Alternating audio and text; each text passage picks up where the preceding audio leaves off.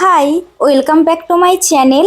কাজবাজ করে বড্ড হাঁপিয়ে গেছি, তাই এখন ফ্রিজ থেকে একটু ঠান্ডা জল মিশিয়ে গরম জলের সঙ্গে তারপরে খেলাম।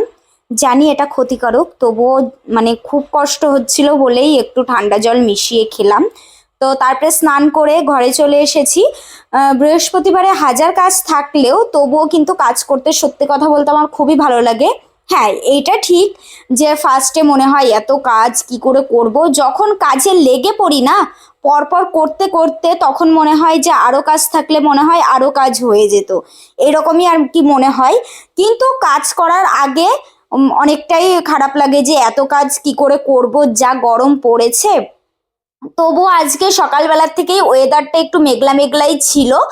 তারপরে বেলা হওয়ার পরে একটু রৌদ্র বেরিয়েছিল। এইখানে আমি খুব ভালো করে চুলটাও আঁচড়ে নিলাম, তারপরে সিঁদুরটাও পরে নিলাম যেহেতু পুজো করতে যাব এখন। তো জল এনে নিয়েছি, এখানে আমি ফুলগুলোও গুছিয়ে নিয়েছি, আর ঠাকুরের মন্দিরটাও খুব ভালো করে একটু মুছে নিচ্ছি। তারপরে খুব ভালো করে মোছা কমপ্লিট হয়ে গেলে পুজোর সবকিছু গোছাবো। তো পুজোর সবকিছু গুছিয়ে পুজো দেওয়াও কমপ্লিট হয়ে গেছে, ভগবানকেও তোমরা দর্শন করো, একটু প্রণাম করে নিও। তো সবকিছু হওয়ার পরে এইখানে আমি প্রসাদটাও তুলে নিচ্ছি।